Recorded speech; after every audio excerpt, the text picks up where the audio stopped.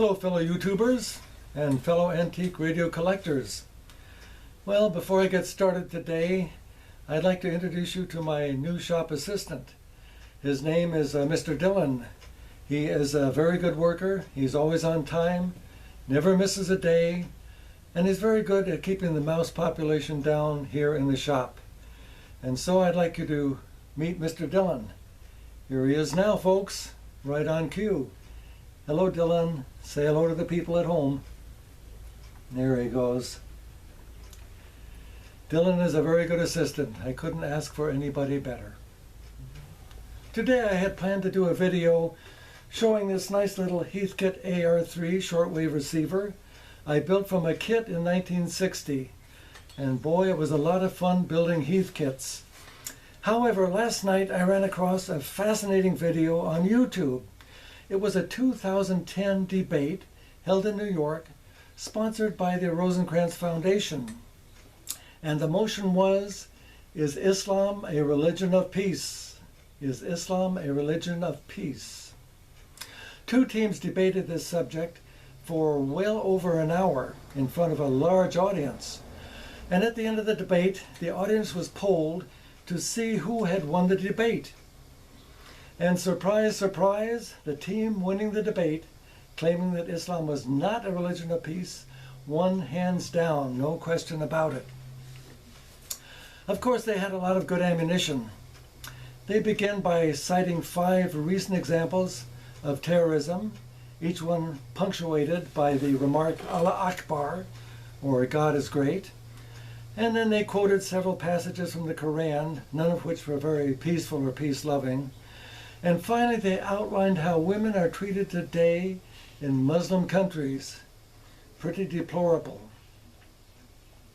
And then the team that claimed Islam was a peaceful religion got its chance, and they had to rely very heavily on the fact that out of the 1.5 billion Muslims in the world today, 1.5 billion, only a small fraction of 1% are radical or terrorists. Apparently, the peaceful, peace-loving Muslims are able to cherry-pick the Quran and ignore portions of it that don't appeal to them. These sections that talk about beheadings, stoning people to death, cutting off the hands and feet of a thief, these portions they're able to just ignore and overlook. Now, apparently the peaceful Muslim is more or less content with his life in the here and now on earth. And of course, this is contrary to a basic Islamic philosophy that places great emphasis on life in the hereafter. Everything is geared towards life in the hereafter. Our lives in the here and now on earth are only to prepare us for life in the hereafter. And this explains why the terrorist Muslim is not deterred by the threat of lethal force. The terrorist Muslim is often called the radical Muslim, and to some people the word radical implies warlike, violent, or vicious. However, the true meaning of the word radical is root or fundamental, and the radical Muslim has indeed returned to the fundamental roots of Islam. Allah would probably consider him the true believer. One member of the team claiming that Islam is a religion of peace told us that we have to contextualize Muhammad. We have to see Muhammad in the proper context. In other words, he cannot be judged by modern standards of civilization that have taken literally centuries to evolve. We have to see him in his own time frame. And of course, his time frame was the 6th century AD. Now, the team member who talked about contextualizing Muhammad did not make any clear connection between that view and the practice of Islam today. What effect does that have on the practice of Islam today?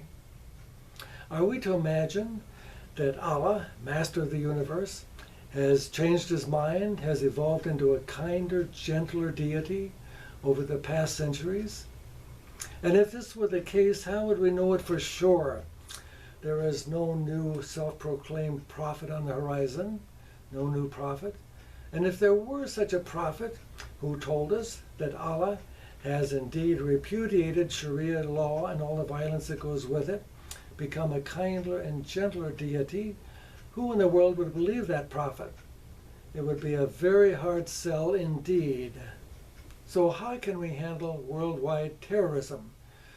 Well, first of all, we have to stop calling it a war on terrorism. The word war is misleading. It implies tanks, bullets, and bombs. What we are fighting here is clearly an ideology which is not susceptible to tanks, bullets, and bombs. Such measures may temporarily decrease the terrorists in number, but as long as one of them survives, the ideology lives on, and sooner or later they'll be back in force in one country or another. Inevitably, they will return. Mr. Donald Trump gave his solution to worldwide terrorism in the 2015 Republican debate for President of the United States. Mr. Trump said, "I will make our military so big, so powerful, so well equipped, and so frightening that no one in the world would dare mess with us." Well, Mr. Trump cannot be that naive. What he is doing is saying what scared Americans want to hear, and Mr. Trump hopes that this will help him to be elected president. We have to remember that the Muslim terrorist is not afraid to die. He's not afraid to go to paradise. And if he can go to paradise sooner as a martyr, so much the better. Lethal force, the threat of lethal force, does not deter a terrorist. And how does one fight an ideology? How do you kill an idea? Well, you fight an ideology with a counter-ideology. And this counter-ideology will have to come from the mainstream Muslim community itself.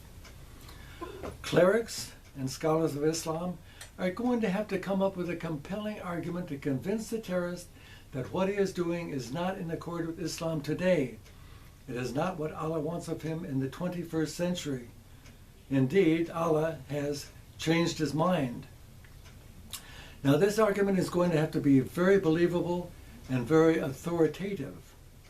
And where is the most definitive, universally recognized authority on Islam?